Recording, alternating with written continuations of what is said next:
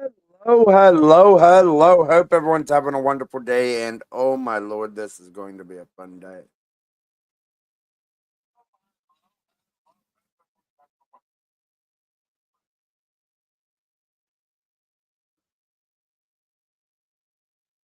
We got a lot of things to talk about, a very little time to do all of it. And your guys.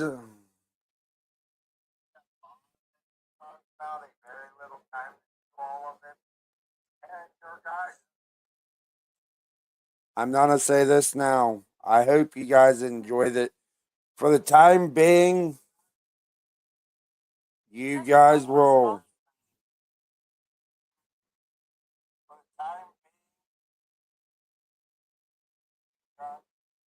All right. We're going to get into this. We got a lot of things to talk about. But before we do any of that, you guys are going to see different things today because uh, I almost lost something that I want to keep on YouTube.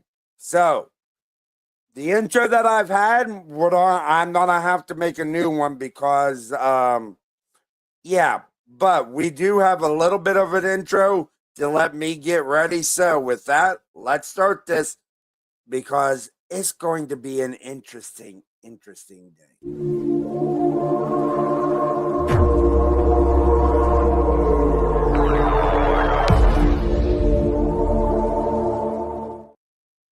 All right, everybody, let's get into this. We got things to talk about. Epi, wrong one. You guys get to see that later. From terrorism to the border, Biden uses his final days to leave behind minefield of obstacles for Trump. To the people on YouTube, you'll understand why I asked the question that I asked and why there's a fire in the background. If you want to go see it, you'll have to get an angry conservative 3 because it's interesting to say the least. In his final days as president, Joe Biden has made a series of moves that set the Trump administration up for a tougher transition and first 100 days in office. Huh. You don't say. You don't say. Wonder why. Wonder why that is. From approving more student debt relief to trying to auction off part of the wall, there has been a flurry of last minute maneuvers. President elect Donald Trump for, first voiced his frustration with the Biden and his administration while appearing on the Hugh Hewitt show January 6th. Oh, yeah. And that's the thing. That's the thing with all of this. They do not like that people are starting to see what's going to happen. Now, there's a reason why I'm showing what I show when I show it. There's a reason behind all of it. There really is because think about this. Stocks surge as inflation data, banks profits, fuel rally. U.S. stocks surged Wednesday with all three major indexes.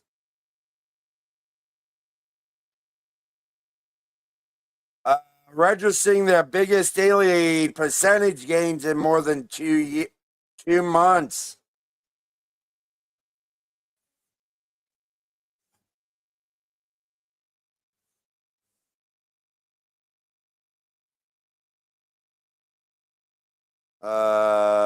As lower than expected December core inflation data and solid earnings from major U.S. banks fueled a rally. The Labor Department said the Consumer Price Index (CPI) increased the most in 9 months as energy costs rose. And we'll get it.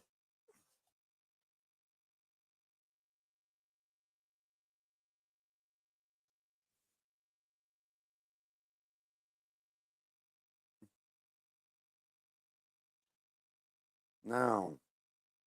Why am I saying? There's a reason. There's a reason behind this.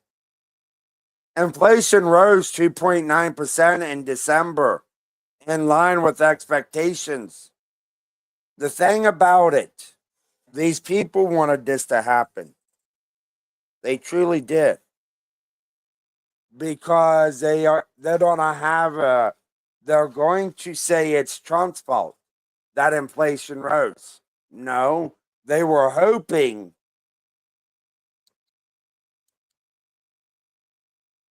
that none of this would actually be out until after that inflation wouldn't go up until after Trump took office. Well, inflation's gonna be is gonna be around for a while because of what the Fed did. Because that 50 basis points right before the election is what's causing this. They don't want you to know that. Why? They want you to blame it on Trump. I know what you're going to say with all of this, and I've been showing you this for a reason. The reason behind all of that is because they want the liberal pundits, the so-called influencers, that is going to lose TikTok in the next couple of days.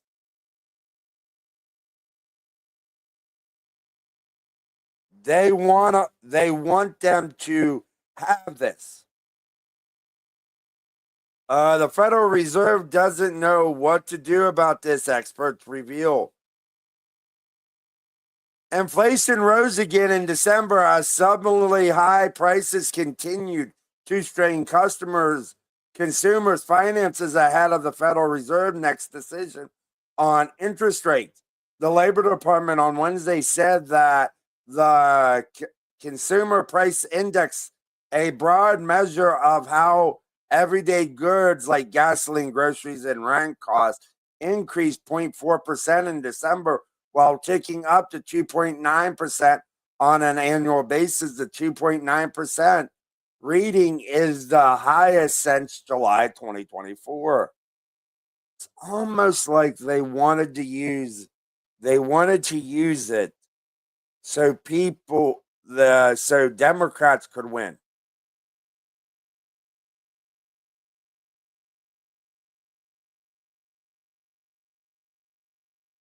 They wanted this to happen.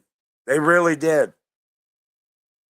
But now, both of the next two articles are about the same thing, but I want to show them because I want you to realize the two different angles that are going to come with. National security agencies warn Trump inauguration is attractive potential target for threats. With these election-related grievances, many see the event as their last opportunity to influence the election through results through violence. President-elect Donald Trump's Monday inauguration will be an attractive potential target for violence. U.S. national security agencies are warning, despite saying there are currently no specific credible threats against the event. Which one is it? Which one is it, you dumbasses? A group of intelligence and law enforcement agencies wrote in their threat assessment that hasn't been released to the public, which was obtained by Politico, that potential, and we'll get to the Politico article here in a moment, that potential perpetrators like those with election-related grievances may see the event as their last opportunity to influence the election results through violence. It's almost... All right, let's go to that article. Let's go to the article. Trump inauguration potential target for threats. Agencies warn the potential threats detailed in a security assessment ahead of the inaugural reflect the heightened political and potential violent environment in which Trump will assume power. U.S. national security agencies are warning that the president-elect Donald Trump inauguration will be an attractive potential target for violent extremists, even as there were no specific credible threats. Which one is it? Which one is it? Is it credible? Is it not credible? Which one is it, FBI?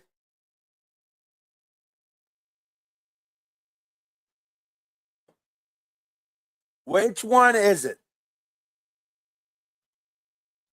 Potential. The agency's concern reflect the heightened. In total, there will be approximately 25,000 law enforcement and military personnel on site to secure the inauguration. Matt Cool, special agent in charge of the Secret Service Washington field office, said at Monday's press conference. Huh. All right. All right, let's continue. Let's continue. Biden celebrates Israel-Hamas ceasefire deal, but declines to credit Trump.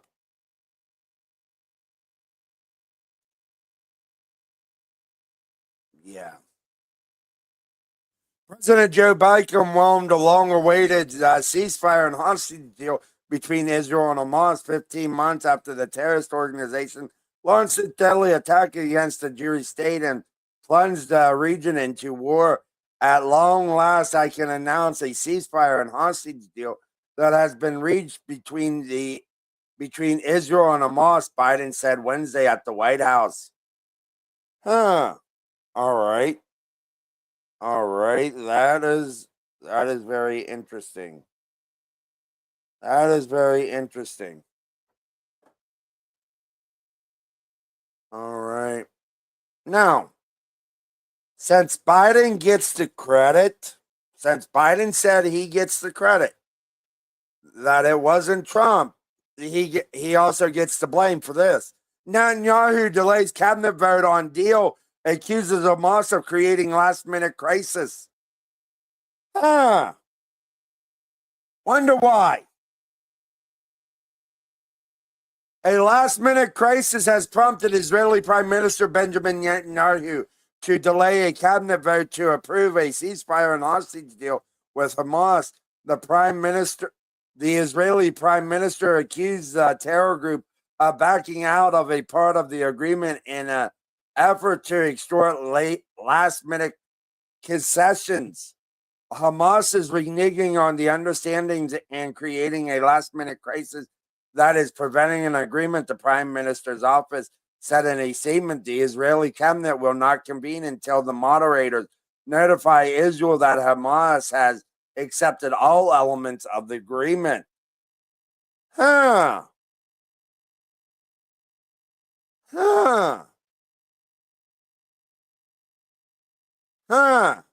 That's interesting. That is interesting. Now, let's continue. Let's continue. We got more.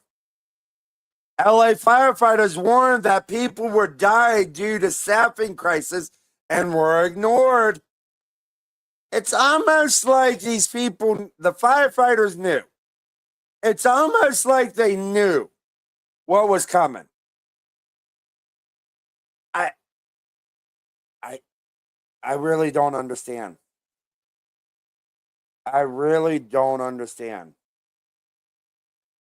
It makes it interesting. Los Angeles is literally burning down before our eyes, but the metaphorical fire started long ago as the politicians and bureaucrats proved that their commitment to their employees and their citizens was dwarfed by their commitment to plunging the city, pillaging the city budget, enacting their social engineering dreams, and spending their days virtue signaling. And we'll get into the virtue signaling. Schellenberger reports that LA firefighters have been demoralized by their disastrous leadership. All right, so what are you hearing about what people are saying out there, Mike? You've done some reporting. Well, good to be with you, Jesse. I mean, the firefighters themselves have been demoralized by what's going on. They know how to do their job, and they hadn't been allowed to do it. They should have been mobilized as early as January 3rd. They got the first warning from the National Weather Service on January 2nd. January 3rd, they got a second warning from the LA National Weather Service. Karen Bass flew to Ghana on the 3rd. The National Guard should have been called out then. They should have stationed fire engines in strategic places around Los Angeles. Jesse, there's 100 fire engines that are in the shop for repair at this moment that should have been repaired and should have been stationed around LA. They've been demoralized. Funding's been cut. They have twice as many calls per day from the fire department, half of them to put out fires by the homeless, and their staffing is down by a third. They were demoralized before this crisis. These are the people that we should be raising up and celebrating. They've just been demoralized by the terrible governance and lack of leadership at the state and local level. Yeah, they did get almost a hurricane type warning. You know, when you see the screen, 5 days out, it's in the Caribbean. Florida governors are able to pre-position the linemen, the sandbags, evacuate. You're saying they had a warning and they didn't pre-position anything, and 100 fire trucks were in the shop? It's incredible. And that was part of what they needed, that $17.5 million that was cut, that was going to go, because at first you didn't quite understand what did they mean. They needed that money for mechanics. They needed the mechanics to get the engines out. You can, for $500,000, you can buy a used fire truck. The whistleblower that I spoke to was very frustrated. They said that you really should be stationing the fire trucks, get them in position before there's any fire, get those planes circling overhead to drop water and fire retardant so that you put the fires out before they can spiral out of control. It's almost like they want these people to be down and out. A fire union chief in Los Angeles, Not long before deadly wildfires broke out in Los Angeles, firefighters were sounding the alarm about major staffing shortfalls inside the city's fire department. Our senior investigative correspondent, Kyung La, digging into the story for us. Kyung, a new CNN analysis backs up those concerns about staffing. Tell us more. We've heard sort of the back and forth about fire budgets involving the current mayor, but this is an issue that precedes this mayor. This is years in the making. The fire department has warned of dire consequences, saying that they need more money, they need more firefighters, and they warned of this as recently as last month. At that commission meeting, you said, it's dire, someone will die. It's eerie listening to your words because that's what occurred. So let me just take a minute. Sorry. Fire Captain Freddie Escobar. You're not supposed to make me cry. 35-year veteran of the Los Angeles Fire Department wishes he'd been wrong, and this had not happened.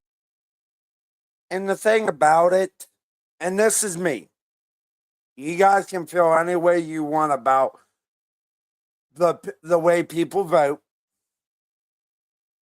But to me, I don't like seeing that. Them guys deserve better than what they're getting.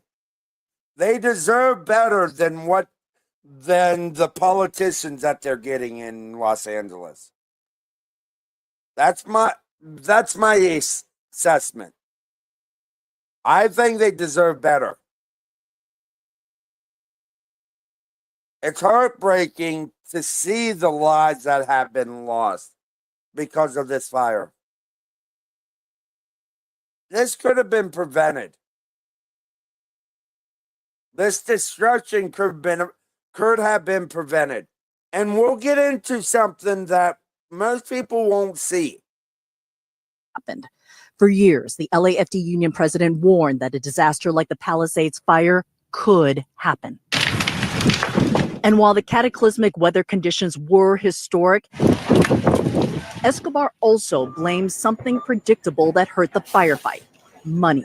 This is a woefully understaffed fire department. We either going to have a fire department that's going to reflect 2025, or we're going to have a fire department that's going to reflect the 1960s. A CNN analysis shows out of the 10 biggest cities in the nation, Los Angeles ranks 9th when it comes to the number of firefighters per resident. And it shows millions of dollars in rescue equipment is just sitting in a lot, unused, because the fire department can't afford to hire the mechanics to repair it. LA's fire chief said, Think about that. Think about that. They can't afford to. Where in the hell is all the money going? Where the hell is all the tax money going that that Los Angeles brings in every year? Where's it all going?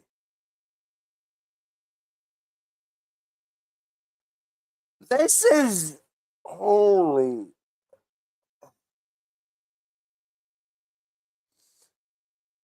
And I've already watched this twice.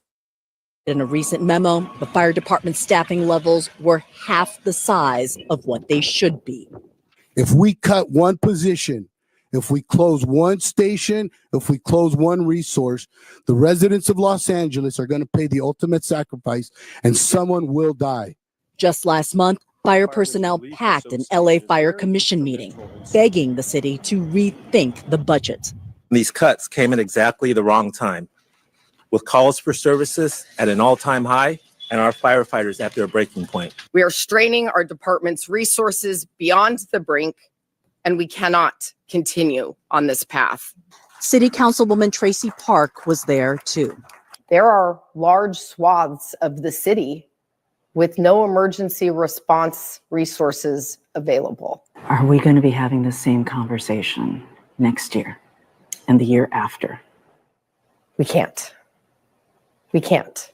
I think that people are rightly upset, not only that this happened, but there is a sense that we as local leaders needed to do more for them. I feel like I let them down. And I've been screaming about it from the day I came in. And so I think there is an obligation of us to not let this be for nothing. I think this has to be the wake-up call. Now, Los Angeles' Mayor Karen Bass said at a recent press conference that the budget didn't have a major impact in battling these fires, mainly because of the unprecedented nature of these fires. I'm going to say bull crap. Actually, I'm going to let someone else do it for me. A bullshit? A bullshit? A bullshit. A bullshit. It's interesting that they're trying to, and tomorrow, I don't have all of it today, but tomorrow you're going to see and even today, you're going to see a common theme near the end of this segment. The wind and the dry conditions. The union, though, says that there was a city council meeting today. They do detect some strong support now from the mayor as well as other members of the council. And they do believe now that these fires and all of this is surrounding Los Angeles, that things may change. Wolf. Mike Younglaw reporting excellent work. Thank you very much. So let's go. Yeah, it only took having 24 people die. It only took 24 people dying for them to get on board. It only took 24 people as of right now. That's the number that I know of. I haven't seen it updated. 24 people had to die before these Democrats stood behind the fire department. Holy. Oh, and I think there's another reason why. I think there's another reason why Miss Karen Bass is backing the fire department now.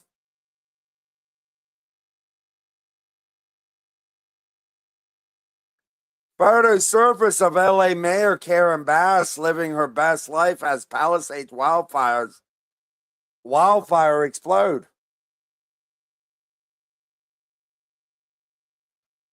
Calls continue to grow for the resignation of Los Angeles Mayor Karen Bass as photos surfaced online showing her living it up at a cocktail party in Ghana, as warnings of the fast-moving Palisades fire had already been issued.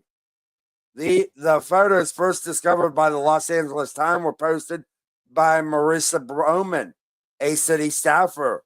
They show Bass posing for the photos at the party, which the newspaper was able to timestamp via one image, in which another partygoer's watch was visible. The Times report.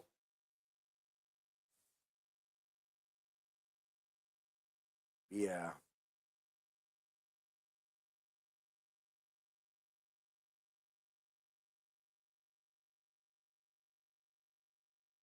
Yeah.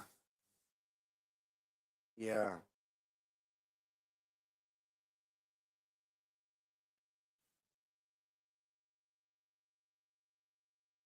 Yeah. And I wonder why people are getting fed up with them. California needs to back from the radical stuff to get aid. It's the only way to stop the cycle of disasters. The writer lives in California, and I have been hearing accounts from people who had to evacuate from those who were prepared to evacuate and who had a go bag packed. And some people are in bad place right now. The fires are still going on, and while the winds are not strong, there are warnings they may might be. That said, this was a manageable disaster that became catastrophic for a number of reasons. The leading reasons are the certain people. California's Democratic majority refused to conduct basic forestry management and maintain water supplies because of the environment. Its identity politics led to the incompetence at every level of city management, including at the Los Angeles Fire Department, and its monopolistic energy utilities and tolerance for homeless encampment may have started the fires. Oh, we'll get more into the fires here in a moment. Little bit of good news. A little bit of good news for California, for some people out in Cali. California ditches the unachievable scheme to mandate green trucks. Hey, at least there's a little good news in mixed with all of this. California regulators withdrew a proposal to mandate the sale of zero emission trucks over the next 20 years on Tuesday evening. The California Air Resource Board, CARB, pulled back its request to the Environmental Protection Agency, EPA, for a waiver that would have allowed the state to require massive increases in sales of electric or zero emission emission truck models over the coming decade. As of 2023, only 0.3% of all registered heavy duty vehicles in the U.S. were zero emission models, according to the International Council on Clean Transportation. Oh, wonder why they did this. I wonder why they did this. All right, let's continue. LA Fire Chief made DIE one of the department's top priorities, Doc Show. Uh-oh. Uh-oh. Los Angeles Fire Department Chief Christian Crowley has been pushing DIE on firefighters even as the city struggles with basic tasks like paying them correctly. The men and women of the fire department, they deserve all the recognition in the world. The politicians have screwed this up. Plain and simple. Los Angeles Fire Department Fire Chief Christian Crowley has been transforming the department with diversity, inclusion, and equity, according to documents obtained by the Federalist. Meanwhile, the department is strapped for resources, and city payroll glitches have left it struggling to even compensate its firefighters and paramedics correctly.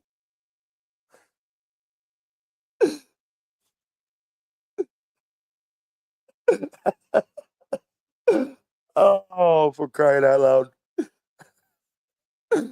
Oh, my Lord. Is it wrong for me to laugh? Is it wrong for me to laugh about this? I really am asking that question. Is it wrong for me to laugh about this?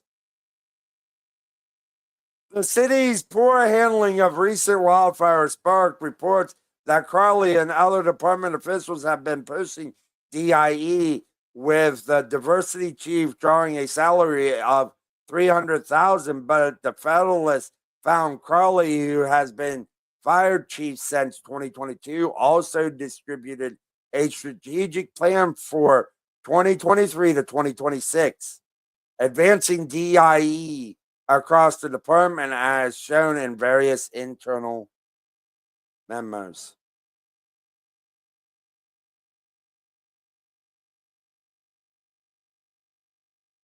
Holy. And here you go. LAFD Assistant Fire Chief Kristen Larson. Here you go. And I have not shown this. You want to see somebody that responds to your house, your emergency, whether it's a medical call or a fire call, that looks like you. It gives that person a little bit more ease, knowing that somebody might understand their situation better. Is she strong enough to do this? Or you couldn't carry my husband out of a fire, which my response is, he got himself in the wrong place if I have to carry him out of a fire.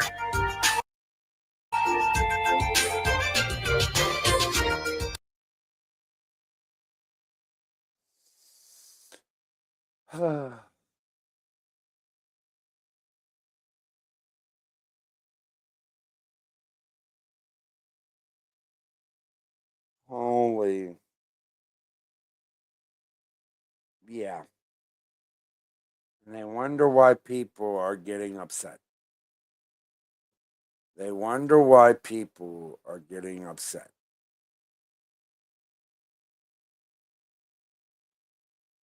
They wonder why people are getting upset. Let's continue. We got more. Oh. Hunter's artwork supposedly worth millions destroyed in CA wildfire. Huh. That's interesting. Just saying. That is very interesting to me.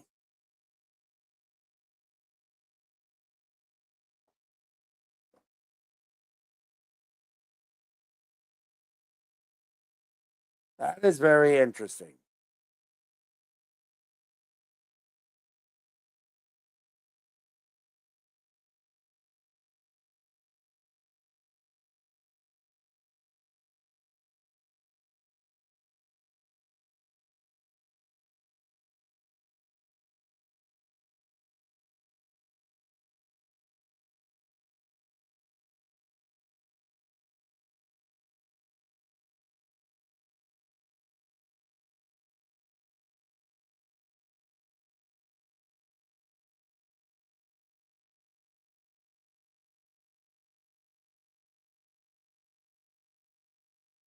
All right. Nearly 200 pieces of Hunter Biden's artwork claimed to be worth millions may have been destroyed by the wildfire sweeping through Los Angeles County. The pieces were stored near the Pacific Palisades mansion of Hunter's controversial attorney, Kevin Morris, who had previously loaned the first son millions of dollars to cover tax debts and fund a documentary about him. Morris resides in a luxurious 5-bedroom mansion, seemingly unscathed by the fires. However, storage for hunters nearby was reportedly less fortunate. The art created by Hunter Biden, who took up painting during his recovery from drug addiction, has been That's interesting. That is very interesting. All right, let's continue. We got more. We got more. Rappaport torches Gavin with the good hair. With the good hair Newsom, get the F out of here. Actor Michael Rappaport voiced a strong criticism of California Governor Gavin Newsom in a video posted on X, formerly Twitter, on Tuesday, accusing the Democrat of failing to adequately address the state's wildfires. Oh, my Lord. Oh, my. Yeah. Let's hear from Mr. Rappaport. Gavin with the good hair Newsom, a.k.a. Nancy's nephew, blew it. Good hair? Gavin with the good hair Newsom. You thought you were going to be president. You're never, ever, ever going to be president, Gavin with the good hair. I don't care how slicked back it is. I don't care. Like you got your aviator glasses and you stand up straight. And I'm Gavin with the good hair, little Nancy's good old little nephew. Aunt Nancy, she told me this, and she told me when you're speaking, I speak with my hands, and sometimes I start doing shoulder gestures. Gavin with the good hair, you have overseen two of the most important cities in California, and you've ran them, nosedived them into the ground. San Francisco is apocalyptic. I've been there. I've seen it with my own eyes. You ran that gorgeous, iconic, totally unique American city into the ground. It's a dump pot, a cesspool. I've seen it with my own eyes. Why you did this, why you let this happen, I don't care what the reason or rationale is. You did it. Beautiful, fantastic San Francisco, here I come. Why would anybody want to go to San Francisco now? It's scary. The shopping, the whole deal, you ruined the whole place. Needle Park. We're not going to watch all of it, but he's right. He's right. As much as I want to disagree with Michael, he's right.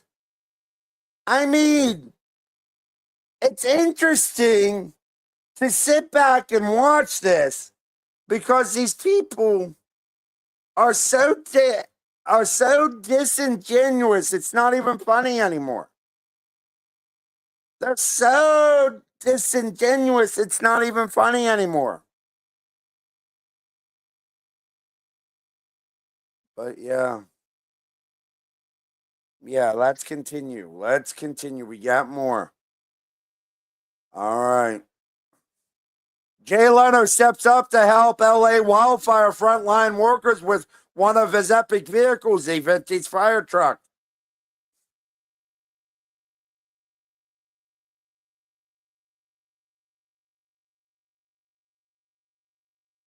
Now.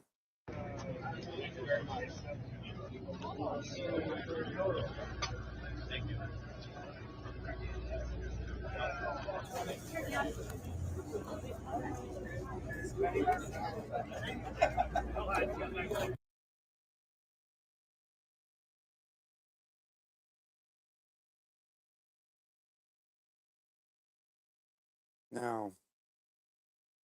And the thing about it, the thing with all of this, I honestly think they didn't think it would be as bad as it is. And people are coming by. Want you to meet Jay Leno. What you came by to drop off some supplies? Well, we're cooking for the crew, and well, you guys, if you're hungry, we got a big barbecue going, And because, they're all getting boxed lunches, we figure let's get some hot food.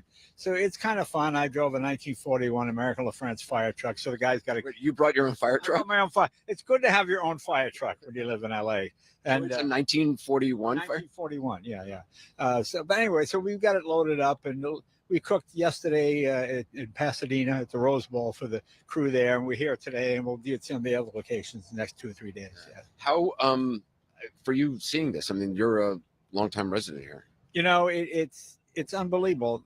It's the biggest natural disaster. Not that 9/11 was a natural disaster, but it's literally on that scale. I mean, it's 10,000 buildings. I mean, you can't even, if you drove all day, you couldn't see 10,000 buildings. I mean, you get on that hill and you look for miles and there's nothing. It looks like Hiroshima or just some horrible thing. But, the sense of community, neighbors meeting neighbors never met before and people all pitching in. I mean, I try to look at the bright side of things. It is true, though. I mean, you see that. I mean, the sheriff was just on talking about, the arrest for looters. Some 30. Think about this. The thing about it, the one thing I do love about this country, the one thing that I will always give the country credit for is when something like this happens, we all come together. We come together, even if we don't agree with everything.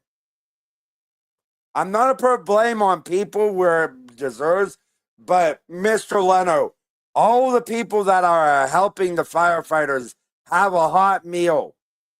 That's a good thing. Now, I'm not going to get into somebody that's being stupid.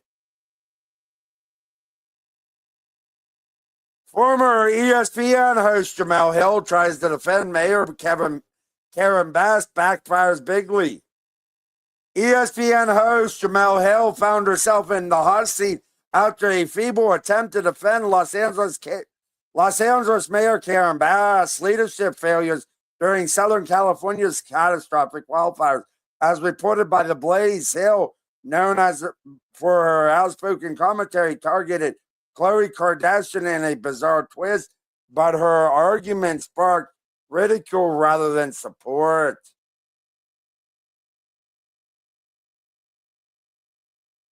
Oh. Instead of addressing the legitimate concerns, Hill deflected, bringing up past water source.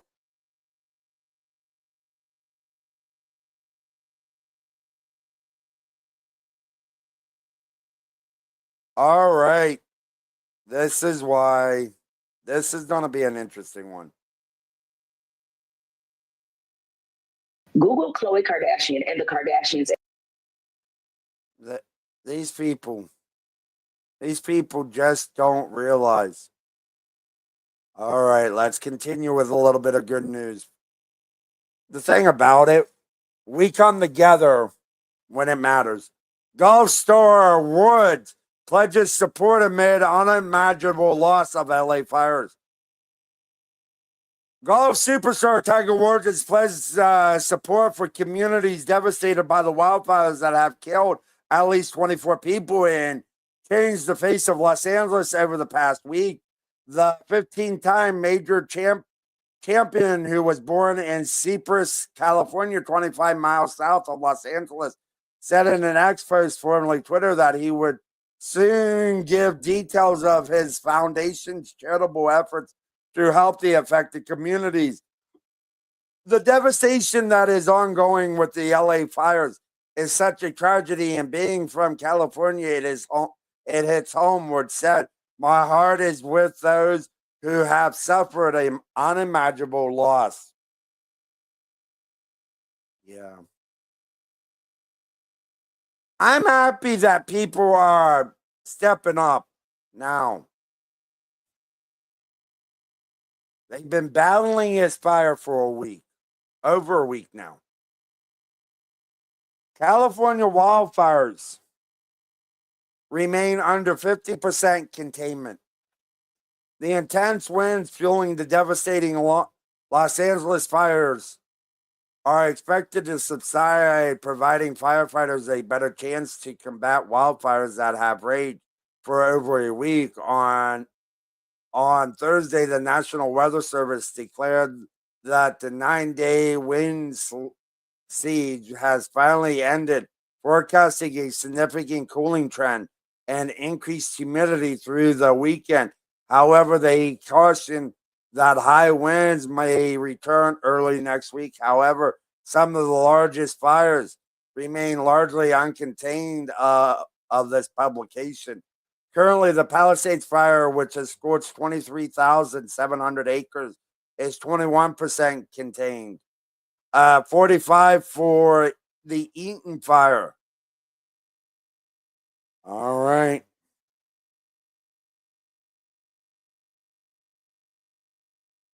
Let's continue. Official handpicked by Mayor Bass to oversee LA Fire Department put on leave over alleged bomb threat. Yeah. Yeah, this is why they just don't realize. The source of the threat was likely from Brian Williams, deputy mayor for public safety, LAPD, determined.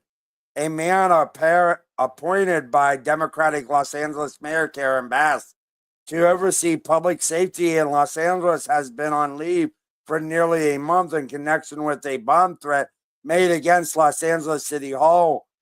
About a week before Christmas, FBI agents raided the home of Brian Williams, the deputy mayor of public safety in Los Angeles, on suspicion that he had called in a bomb threat at Los Angeles City Hall. The Los Angeles police officers opened an investigation into the threat, but later handed the investigation over to federal agents because of the suspect's connection with their department. Holy. Yeah. Yeah. And they wonder why. Person of interest in the Kenneth fire is an illegal immigrant with a long record. Who's surprised by this? Anybody? Anyone surprised? No. I'm not. Last Thursday, a resident in Woodland Hills performed a citizen's arrest of a man they saw riding a bicycle with a blowtorch, who may have seen this video before. We did. I've shown it. Per law enforcement sources, this is the prior rap sheet of the illegal alien arrested with a blowtorch, longer than a CVS receipt. Holy. Are we really surprised? Are we really surprised? Man in California has been arrested for starting a fire in Pioneer Park in Azusa, California. The arsonist was identified as a transient named Jose Carabasca Escobar.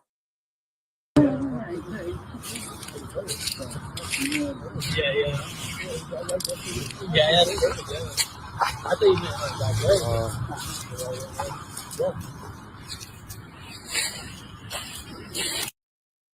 And they wonder why.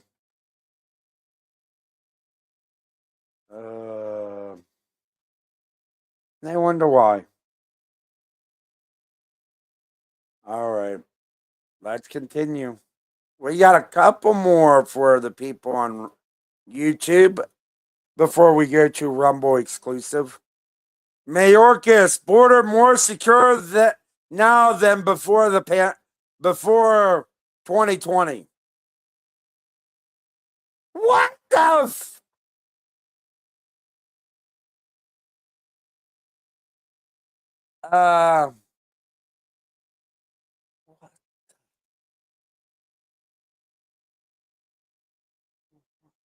I I I really don't know.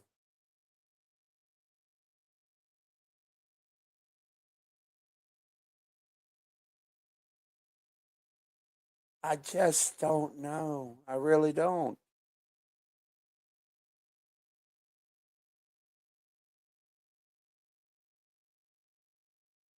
Holy hell.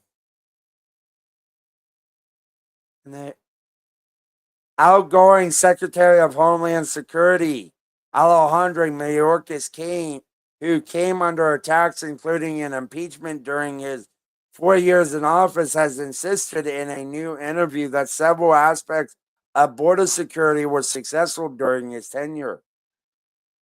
What the?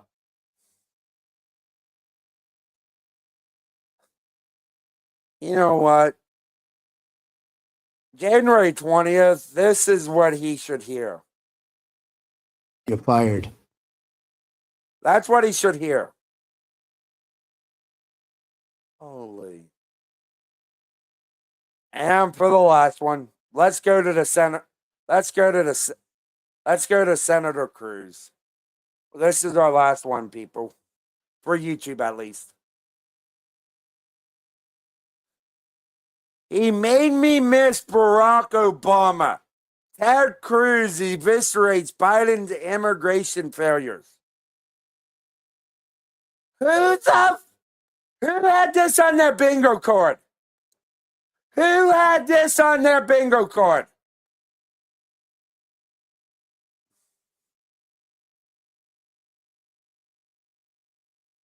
General Bondi, I congratulate you on an excellent job at this hearing. And I want to go back to the topic you and I discussed before, which is the politicization of the Department of Justice. I want to focus on a different aspect of it. We talked about the Department of Justice under Joe Biden and Kamala Harris being used to target the president's political enemies. We talked about it being used to protect the political friends and allies of the White House. But there's another aspect of politicization and lawlessness, and that is refusing to follow the law, utterly defying federal statutory law. And I think there's no area where this has been more egregious than as it concerns our immigration laws. We have had 4 years of a wide open southern border. My state, Texas, has borne a disproportionate burden as a consequence of that, as 12 million illegal aliens have flooded into this country. And what the Biden administration has done, no other president in the history of America has done. The Biden administration has simply ignored the law, and when illegal aliens are apprehended, they release them. Federal law says they shall be detained, says they shall be deported. And frankly, our constitutional system is not meant to deal with a president who defies the law. Article 2 says the president shall take care that the laws be faithfully executed. This administration utterly defied the law. I have said somewhat tongue-in-cheek, Joe Biden did something I previously thought was impossible. He made me miss Barack Obama. Because Barack Obama, for all my disagreements with him, when it came to illegal immigration, he by and large followed the law. Barack Obama deported millions of people. The left got mad at him and called him the deporter-in-chief. No administration has ever done what this administration has done, which has said, we are going to facilitate the invasion of this country. We're going to release 12 million people, and we are going to see Americans murdered, women raped, children abused and murdered. We're going to see drugs flood into this country, fentanyl flood into this country. And so I want to ask you several things on this. First of all, in your experience, what are the consequences of open borders, and who pays the? Can you believe he actually said that? And if you want to actually watch that, that is on, to the people on Rumble, that is on here. Who would have thought Ted Cruz would say that he missed Barack Obama? Who would have thought that would? Who had that on their bingo card? I did it. Did anybody have that on their bingo card?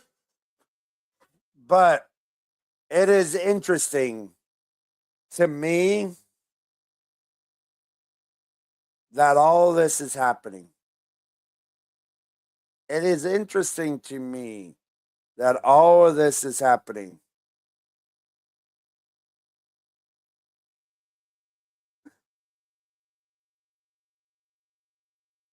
It's amazing.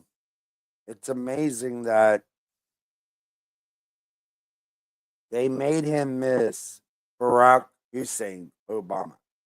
To the people on YouTube, thank you for coming. I hope you guys have a wonderful day. This is my last stream of the day.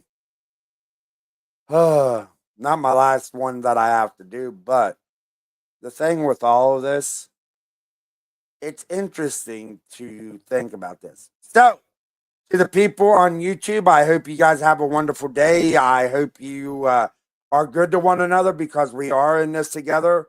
To the people on Rumble, I will be with you here in about 10 seconds to continue the daily show free of charge. So here we go.